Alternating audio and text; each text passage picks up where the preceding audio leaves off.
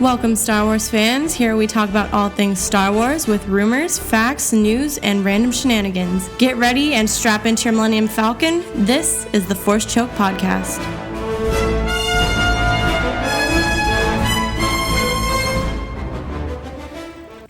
So I think the next thing we can probably talk about is last episode we did mention about Disney Plus and how they're going to start including other packages of content. I knew you to go there. Of other like channels, content, or whatever to try to really curb, I guess, that part of the market as far as the digital streaming service.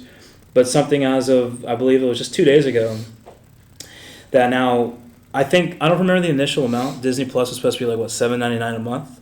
But now Disney is adding another, an actual bundle that they're offering that will include Disney Plus, ESPN Plus, and then the Hulu's with the ads version for $12.99. Oh, with the ads? It's with the ads because it's only gonna be it's only gonna be $12.99. Yeah. But it's like you're getting Disney Plus, you're getting Hulu if you're okay with the commercials with the ads, and then you get ESPN Plus. That is actually a really good value. Yeah. Because right now there's versions of Hulu where you can be spending more than just a simple $12.99. Like $50. I was looking at that. It's something ridiculous. Hulu Live is like $50 a month. Because they have certain things where you can, because you can actually, like, instead of having, like, say if you spend over $100 with cable, you could do Hulu and you can add the live function, which would be like half the cost. But then you get Hulu and then you get the actual live TV. So you're getting half the cost with Hulu and you can cut out cable. And again, this is just a monthly subscription. So either way, I know it's with ads, and I'm sure they'll probably tell us. They might tell us in a month or something, okay, that's $12.99. You want it without ads? Like that package will be $19.99 or $15.99. Even $20 for Disney, Hulu without ads, and ESPN, that's a hell of a value. Yeah. So I think this is very interesting, and I'm actually really enjoying that they're kind of doing this idea. And it's good to see that they're coming in with some super competitive prices. For now, and that's what in part kind of makes me say worried for the future. Wait till they have your soul, and then it's going to be $50. Because maybe once they've been around long enough and they see like there's huge retention with the Disney Plus streaming service and say this bundle itself, they're going to start obviously kicking those prices up, and even then incrementally. It also includes Spotify then. Just thought about that. Because it may not. The Hulu? Because if you pay for you're going to be adding Spotify, but you won't be paying. You get Hulu. You get Hulu, right? Yeah. If I'm paying for Hulu, I don't get Spotify. Right.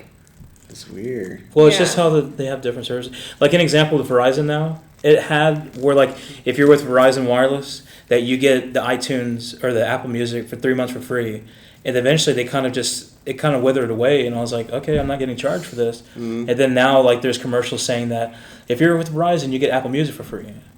Just as it, because they're doing a lot of these functions now, like bundling. So everybody cancel their Hulu, just get Spotify so they can get their Hulu and music. Well, either way, they'll still, for people who stream on Hulu, they'll still get money for it. Mm-hmm. So I mean, but yeah, they probably have these huge partner programs and stuff where maybe they eventually end up not just collabing together, but becoming one. These higher bundles or something. I don't know. Either way, so they're going to get cable again. This time it's just going to be all online. No. This is the future. It's like they're going. It's like history repeats itself. Yeah, it's like they're going to repeat themselves sooner or later.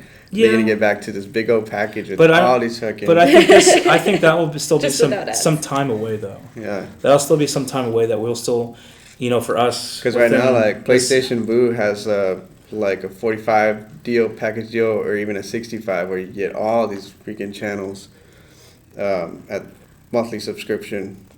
And it's but PlayStation pisses me off because I can't even watch NFL Network on there without PlayStation Vue? Shit quality. PlayStation Vue. No, I'm talking about just the app itself. itself. Not the app. Yeah, you're talking about the app.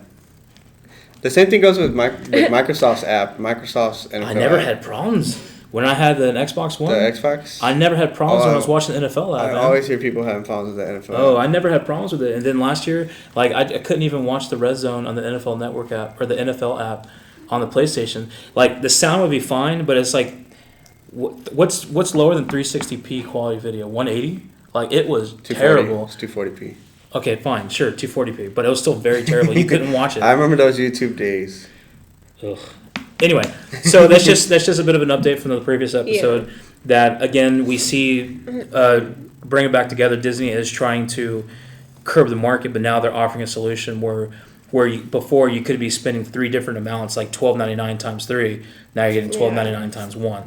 So Disney, keep on doing your stuff, but make it a little bit better without ads. Yeah. How much time before they increment the price? Well, I think like a year, because they were kind of breaking stuff down yearly. When I was looking at the content they were going to add, they were like, "This is what we're going to do day 1. This is what we're going to do after a year." La, la, la, la. Yeah, and it seemed like it took Netflix a couple years when they started making the real push for the digital streaming, and they started kind of starting to get away from the DVDs through the mail. Yeah. That it seemed like it took a couple years before they went from like $7.99 to $9.99. Dude, I was paying $6 just to get DVDs through the mail way back when Netflix started. It was awesome. I miss it like. Yeah, I'm sure you do. Just Redbox now. Like an old man. But it'll probably be a couple years. But if they do incremental, it won't seem too bad.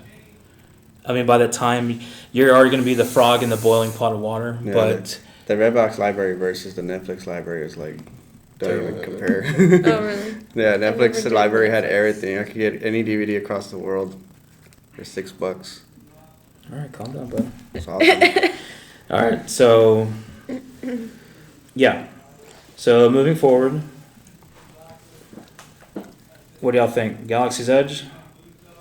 Start talking a little bit about that. Galaxy's Edge. Sure. Do you know what that is, sir? I do. Okay. I don't know what's in it or what's going on. What's the new? Right now, they just have that.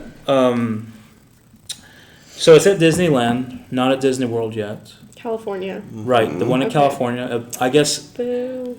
I wrote it down somewhere. I guess they're working on it, but I don't know if they gave us a time. But right now, it seems like a Galaxy's Edge because there's a couple of quotes I pulled from Bob Iger, the CEO of Disney. And this quote isn't from him, but there was just this idea that Disney was actively discouraging people from visiting the new Star Wars Galaxy's Edge last quarter, and it ended up pushing the park attendance down 3%. Maybe not that in itself, but also because of higher pricing. And I just kind of thought that was interesting. That how did the attendance go down? 3%. They said it went down 3% in the last quarter, and that not all that had to do with that. It was in part because they started raising ticket prices for peak seasons. Like if we know there's gonna be a lot of people, I guess that was their way to kind of curb, so there wasn't a huge overcrowding. They're like, hey, this is a demand like on Galaxy. Let's increase the price. Well, it's a new thing too, yeah. But they're also raising prices in the surrounding like hotels and stuff. Wow. Yeah, so it's really great that we have a Star Wars oriented park. It is small in itself, so you would figure like it would be cheaper in the beginning. There. What? You're just going to have to pay your life savings to get there. Well, that. But it's just I would figure that they wanted to have it maybe a little bit, maybe not cheaper in the beginning, but not too overbearing because they only have like one ride. Yeah. Like right now, the idea is that potentially Star Wars fans are waiting because there's going to be a second ride added in January. Yeah. So it's like if you only have one ride and you're already adding ticket prices, who the hell knows what they're going to be doing in January? They have more stuff too. I mean, they have other things, but as far as like actual rides, the rides, like the Build a Droid, look pretty cool. The what? Building your droids. Oh, Build a Droid. Build a Droid. I don't know. I had no idea what. My brother-in-law like posted a video of that, and I see my nephew. He's like, it's pretty cool because like you have like these belts going across like the room. And like on these belts, almost like you're at an airport and you see your luggage come out and go back in. Like you have like body parts to a droid come out. So like the and like these line? kids, they can assemble that. You're right. In episode 2 though. And is that what it is? Yeah. And then like from the ceiling, you have like other body parts hanging from the ceiling as they're coming out. There's like legs hanging and stuff. Look pretty cool. That's pretty neat. And it was just, and I guess, and one of the quotes was, he said, from Bob Iger. We do not feel that we have a pricing issue at our domestic park. So, well, he's a professional. In an interesting segment of that article too, Now, this may seem like a lot, we can break it down, but Disneyland park prices have increased 5,000% since 1955. Now, yes, hold on a second. What about inflation since 1955? That's why I said, hold on, we'll break it down, because part of it has to do with inflation. $1 US in 1955 is now equivalent to $9.56 US today. So let's just say $1 to $10. So Tim, that's 1,000% increase. 1,000. So that means ticket prices themselves has gone up by ×5 since 1955. So part of that may have to do is because they own more things now. They can market themselves better, more branding. Because hey, we have Star Wars now. We have a Star Wars show. Yeah, man. So not a Star Wars show, but they have a Star Wars aspect. But they part of it, do you think transportation, pay for the manpower? Sure. Pay for safety. Sure, but I'm saying also, and part of that is, do you think that's also them maybe getting away from Walt Disney's vision? Because he wanted it available to everybody. Yeah. And now, again, it would be an arbitrary thing to say, like, oh, well, you added Disney, or you added Star Wars, so you can raise your ticket prices over the course of 10 years by ×2. Of course, that's an arbitrary thing to say. Mm-hmm. But when you go from their park in 1955 to now, and just saying, responsible for inflation, that your ticket price, let's just say, what is the ticket price today? Do we know? That was one thing I should have grabbed. Sarah, please look that up. Okay. So you're saying the mouse is starting to get greedy? Yes. Starting? It's I'm not. I'll put it to you like this. I'm not gonna say it's starting to get greedy, but it's coming to the point where I think it's starting to become obvious. And again, they're charging higher prices for peak times, which makes sense with the crowding aspect. Because whenever you go, whatever you spend on that, you're going to want to be able to enjoy the park. But if you actually have a marketing campaign that says that we do charge this much more, it's almost disingenuous to the people who have a chance to go. Because sometimes people save up forever just to bring their family. Because how much is it today? For Disneyland? Single day peak time is $135 a piece. It's not too bad. What? Are you serious? That's pretty bad. Yeah. I'm just joking. And they offer packaged 2-day pass, 3-day pass, blah blah blah. But a single day, that's probably that's what these figures are going to be based off. Which means even at current day valuation, when Disney was still around, the pricing was $25 a ticket. More or less, closer to 28 probably. But now you're spending 5 times that number. So we have to ask, if we've seen that, and we already know that they're actively charging more for peak times. Go in the winter. And, you could go in the winter. It's in California, so I can't imagine it's too bad during the winter anyway, so you're screwed to try to go for a budget. But deal. Okay, so even if... So single day regular is $117. It's not that much cheaper. Say that for the people in the back. It's not that much cheaper. 5-day pass is $64. Say again? 5 days is $64. $64 a day, probably. Oh. Yeah. Yeah, I'll take that. I'll take that deal. Still though, God. So that 5,000% is pertaining to a single day, not the They didn't specify, but I'm going to assume that's what it was. Yeah. Again, I think Disney's trying to get you to stay longer, so probably I think Disney's trying to get you to stay longer. Well, that too, because have you ever been to any amusement park and how much money it costs just for food in there? Christ, a liter of water, but a bottle of water is almost $5 a pop, and then if you buy food, you're almost spending $20 a person. Jesus. And then you want to buy, you see nice. Well, you gotta pay for new rides for Galaxy's Edge. But that gets the idea again. Are you willing to spend that much? Because you already have park attendance lowering, and that's park attendance lowering with the addition of Galaxy's Edge, because they're talking about Disneyland overall. And part of the money could be going to their new to their... No. But this is the thing is we're not looking at this as we're on the other side of this. We're the people making the business. We're the business making the money, and we're trying to attract people. What I'm saying is you as a person wanting to go yourself, or go with a group of friends, or go with your family. Yeah, it's going to be like. Can you really justify spending that kind of money? Because an example, like it's one thing to go out of town on a vacation just to have a day off, but then actually get to go to a place, especially if you have kids, if you have a family, they see that, Daddy, I want that, Mommy, I want that. Yeah. Like it's just to get in. That it will be a life savings that you're spending just to enjoy that. And not that I'm trying to attack, the mouse for making their money, but again, was that Disney's vision in the beginning? Because if you take out inflation itself, again, we're looking at a ×5 factor, and and again, I'm admitting that it's arbitrary to say that with adding all this stuff, this is worth you spending twice the amount on a ticket. This is worth spending 3 times the amount on a ticket. But if we're looking at ×5 today, and let's just say in the next 2 years, Galaxy's Edge goes from having 1 ride to having 5 rides, does that justify you spending, an extra 50% of what the ticket value is now? An extra 100% value? The ticket turns in from, let's just say, $120, now it becomes $240. So it should be where's that 12, go? That gets you back to the. Divided by 12. What are you talking about? I mean by 10. Sorry. Okay. And again, what are you talking about, Tim? The 1,000% increase. If you want to get back to. No. But that's what I'm saying is that by 5, it doesn't matter. It does account for inflation. If you had the prices back in 1955 today, even then the ticket price is going to be anywhere from $25 to $30 for a 1-day thing. Yeah. So I just thought it was interesting. Yeah. Maybe y'all like to know that.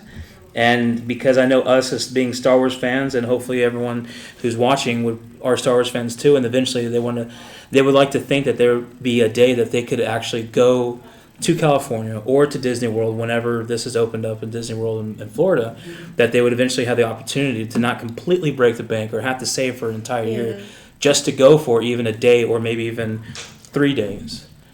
That is this becoming so much the point? Is it out of reach to really enjoy this thing unless you are, I'm not going to say ultra wealthy. I'm not saying that they should I'm not forcing them to lower the prices. I'm just saying is that it seems as if the price increases is becoming apparent enough where people are like, I can't enjoy this like anymore. The middle class can't enjoy it anymore.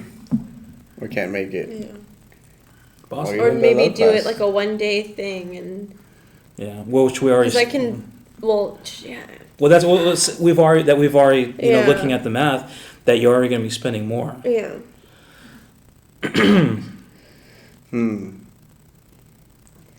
And because it's kind of like if you got a 3-day pass, let's say $65 versus $125. Oh no, that was a 5-day.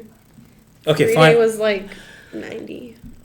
Well, let's just go with 90. Say you tell yourself like, okay, this ticket's $120, but since I'm going for 3 days, it's $90. So I'm saving $30 a day. How easy is it for you to justify the $30 you're saving on that day and still spending that? Yeah. That's probably part of like the marketing ploy is like, oh, well, if you come longer, you get cheaper. You're still going to be spending that money. You're still going to be making more money, yeah. Exactly. So that's what I'm just... All the merch, making memories. Merch, snacks, drinks. So, in conclusion, Disney is the empire. Passes. Yeah. Disney is the empire. The Epcot Center is the Death Star.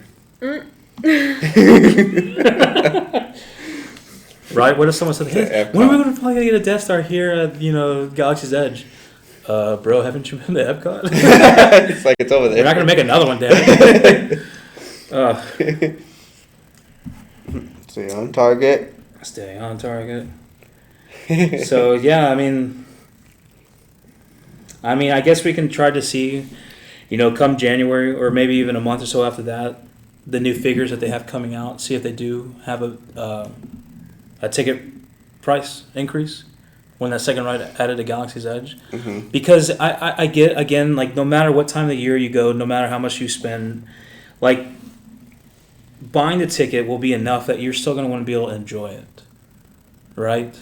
And I don't know. It seems crazy because, again, as a Star Wars fan, I'm not going to speak for y'all, but I would love to go someday. I never really cared about needing to go to certain amusement parks, but this is Star Wars. Like, you don't have to do a ride to still get this experience. I mean, you have people walking around, stormtroopers walking around, probably Vader walking around, probably, Luke walking around. Like, you get to see these iconic characters, even if it's just cosplay, to be like, it's like you're part of that galaxy far, far away. I don't know. Seems a bit much. Yeah. So what about their $24 billion that they're spending on their exclusives? Shows. They're spending $24 billion on original content. So this is $24 for the billion. Disney Plus? For Disney Plus. $24 billion Disney Plus going straight to exclusives, and this is not Star Wars exclusives. It's like it's just this is everything. This is including the Marvel shows and stuff. Yeah. Sorry. We'll see. What do y'all think about that? So, Disney makes Endgame for, let's say they spent $25 billion to make Endgame. They made $250 billion, like, in the end. 24 billion is nothing, I think. How much did they make Endgame? It doesn't cost that much to make the movie. I was just throwing a number out. Okay. Well, because I know it's not the best comparative example, but like Spider-Man Far From Home just crossed the $1 billion mark. Oh, yay. Yeah, was it last week or something? Which gives Marvel the rights to be able to continue on. To make another one, yeah. Yeah. So, but again, we're going to be millions, hundreds of millions probably to make this movie, but... What? You got the figure? Yeah. It's a lot. How much? $356 million. Is it Far From Home or is this Endgame? It was Endgame. Okay, and how much money did it make? They ended up with like $2 billion. Because you got to figure that $356 million. That's not just simply props. That's paying actors and stuff. I know. But because hold on. That is a lot, man. Hold on, real quick, because I remember spending millions to make a freaking all-star movie. Well, that's what I'm trying. That's gonna be. They're asking for all-star content. That's what I'm trying to say to him, because the thing is that they don't make their money off the movie as much as they make their money off the merchandising, like toy sales and shit.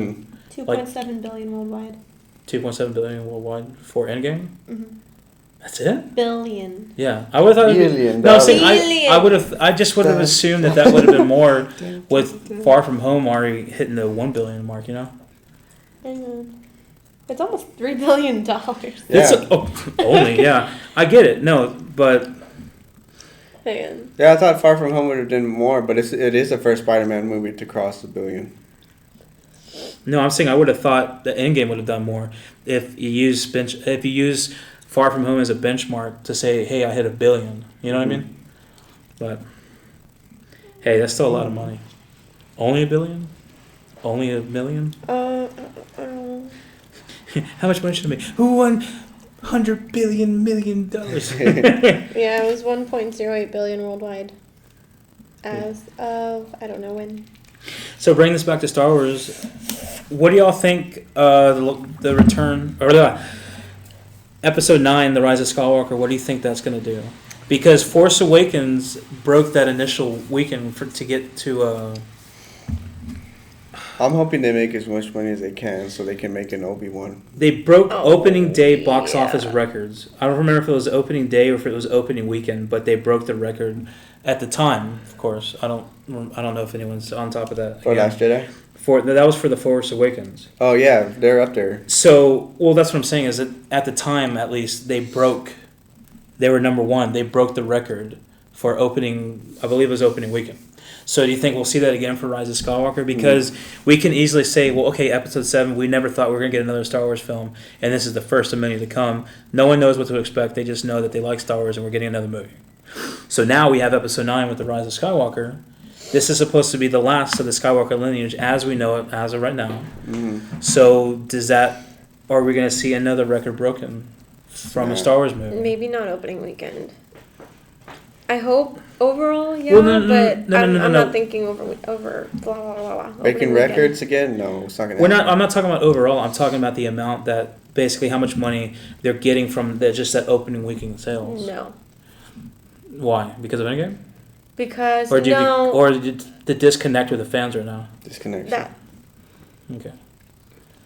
Which is a valid point. I think maybe. Does that mean we can see an uptick the following week? Like we have crazy reviews come out. Yeah. Like even like these everybody a-holes, loves it. Yeah. Then there'll be a spike in sales, but I think opening weekend maybe people are going to be too hesitant because of how they perceived Solo to flop, how they perceived The Last Jedi to flop. See, that's interesting too, is because I think you eventually have enough people coming out. People came out of Solo like, hey, it was good. Yeah, it's just the people that and the fans are still so pissed off they didn't want to go watch it. Yeah. Yeah, 'cause, I mean, that's when eventually it got around the idea, it's like, okay, maybe Solo's a good movie, let me go check it out. Even still being pissed off at The Last Jedi. You know? And I'm just wondering if we'll have a different psychological effect, being like, hey, this is the last Star Wars movie what we know of. These will probably get dubbed as the classics if they don't continue with the Skywalker lineage for a while, and we'll still have the other trilogies that eventually come out. Like, what's your favorite Star Wars movie? Well, the classics, of course, because this is what brought me into it. This is what I first watched when I was a kid, watching reruns or whatever. Not Rogue One. I didn't grow up watching Rogue One, though,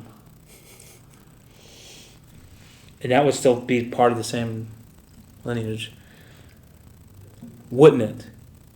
Son. Just kidding. Okay. What exclusives were going to be? Were announced? Oh, God. Okay, so for day one, Mandalorian's coming out day one with the streaming service. Mm-hmm. And then, do you really want me to read them all? Yeah. 2 High School Musical series. Oh, yeah, I want to hear this. Star Wars fans, turn your ears off. Forky asks a question. Who? Forky from Toy Story 4? Toy Story 4. He's this little trash guy. He's really cute. He claims he's trash, but he's not trash. Anyway, Sparky Shorts. Don't know what that is. Marvel's Hero Project. An untitled Walt Disney Imagineering documentary series. And The World, according to Jeff Goldblum. That's a winner right there. Yeah. Mandalorian and Jeff Goldblum. You're going to have the dinosaurs at this park, right?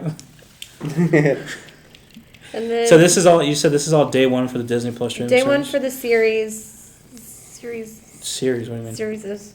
And then there's going to be a Lady and the Tramp reboot movie with Justin Theroux as the Tramp and Tessa Thompson. Exclusive, so it's not going to go to theaters. No, it's not. No. But day one, that's going to be there. So what can you pull from this? We're telling you, buy Disney Plus. Because you also get ESPN Plus. And Hulu with ads. With ads. For now. Well, I mean, and you still have the other things on there too. You get Nat Geo. You're getting Marvel stuff. Mm-hmm.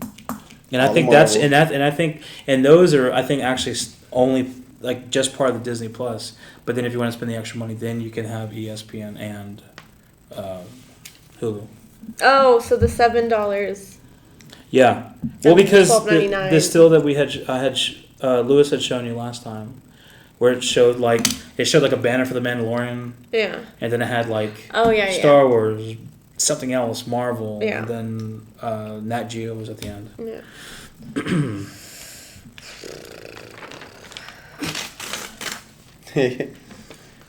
So. Yep. I don't know how I feel. You know how you feel about Disney Plus? Yeah. What? I want it. There's a long conversation from last time. There is. Disney Plus versus Netflix, I think.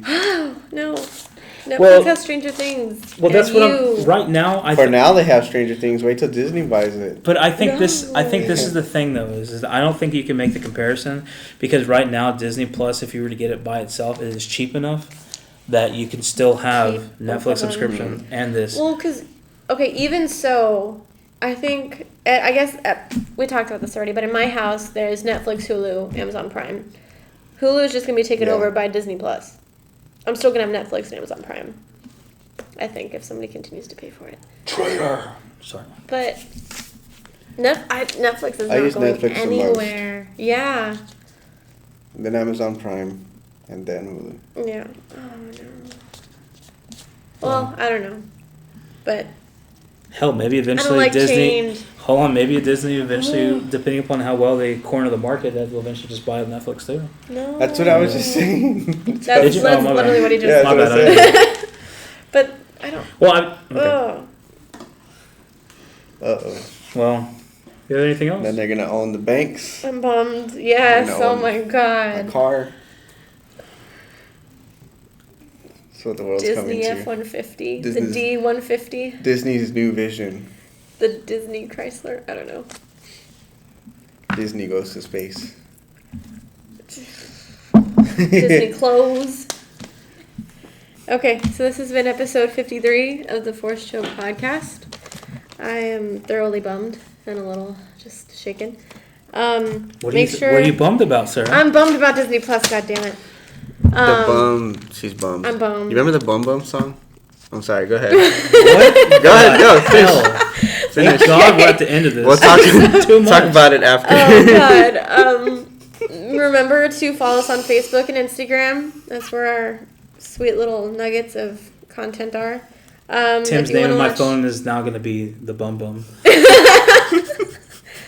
Make sure you subscribe to our channel on YouTube. That's where our big nuggets of awesomeness are. Like, comment, share. Go on. You suck. And subscribe to this guy. And subscribe to Sexy Papa and you know his name. God damn it. We never added the G part. Jesus. Oh, sorry. Damn it. This is gonna hit the editing floor. Yeah, it is. And that's all. That's it? The Force Choke half council is signing off. Okay. Yeah. Bye.